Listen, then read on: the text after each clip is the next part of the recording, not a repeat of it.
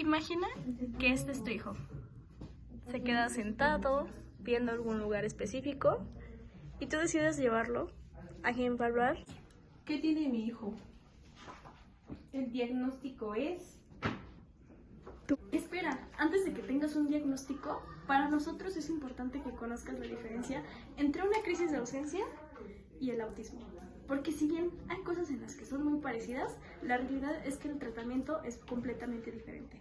Aquí te explicaremos cuáles son algunas de esas diferencias. Ahora yo te voy a hablar sobre el trastorno del espectro autista, TEA. La American Psychiatric Association en 2013 lo clasificó como un trastorno del neurodesarrollo. Este trastorno tiene distintas características. Principalmente afecta aspectos de la vida cotidiana del niño que lo padece. Tiene dificultades en el área social, ya que presenta una dificultad al momento de iniciar, mantener una conversación con las personas que lo rodean, mantener contacto visual y entender y comprender el lenguaje no verbal y verbal de las personas que lo rodean. El TEA es más común de lo que muchos creen. En Estados Unidos, Canadá y Colombia, por cada 10.000 niños hay 85 casos de TEA. En México, en 2021, solamente una clínica de autismo reportó haber atendido 8.664 casos. Y en Hidalgo se cree que el 2% de la población hidalguense cuenta con este trastorno. En el manual diagnóstico DSM-5 se presentan distintos criterios que pueden ayudar a llegar a este diagnóstico. Algunos de ellos son que utiliza objetos, habla de forma estereotipada o tiene movimientos repetidos. Muestra una inflexibilidad en patrones de conducta, ya sea en su vida cotidiana o en su rutina. Tiene intereses muy específicos que resultan anormales, ya sea por el objeto en los que están interesados o por la intensidad en el que está interesado.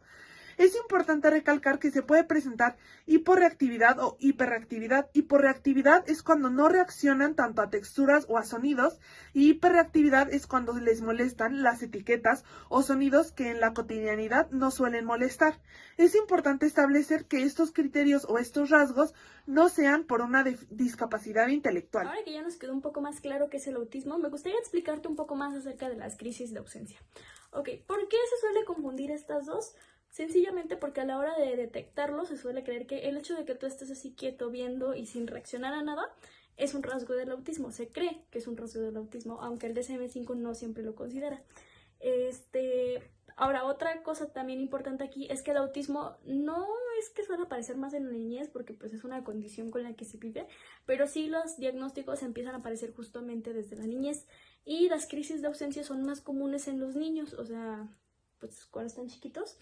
Y a la hora de hacer el diagnóstico, como mucha gente no conoce que es una crisis de ausencia, lo confunde con autismo y empiezan a tratar al niño como si fuera autismo, cuando una es un trastorno del neurodesarrollo y el otro es, pues igual se podría considerar un trastorno del neurodesarrollo, pero este tiene que ver más con las neuronas. Ahora bien, una crisis de ausencia, cabe resaltar que es un tipo de epilepsia. Es como un tipo de epilepsia, en este caso no es motora, pero hace el mismo daño y repercute igual que una epilepsia motora. Estas crisis, como lo mencioné antes, generalmente las tienen los niños y desaparecen a lo largo del tiempo, pero, ojo, no quiere decir que siempre se quitan. Siempre es importante por eso tener un chequeo con nuestro neurólogo de confianza. De preferencia un neuropediatra que sabe cómo diferenciar justamente más este tipo de áreas.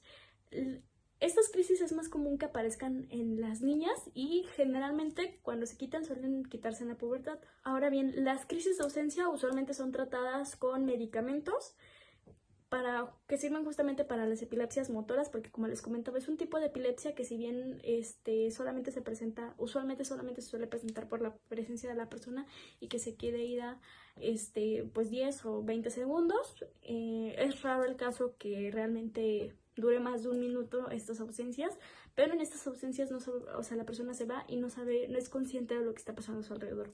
Puede estar jugando, puede estar hablando, puede estar haciendo lo que sea y la persona no va a ser consciente de qué es lo que sucede a su alrededor.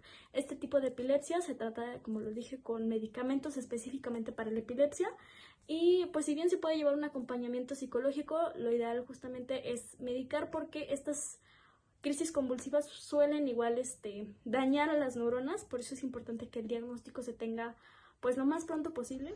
Gracias, doctora. Ahora están informada. De nada, hasta luego, Limón.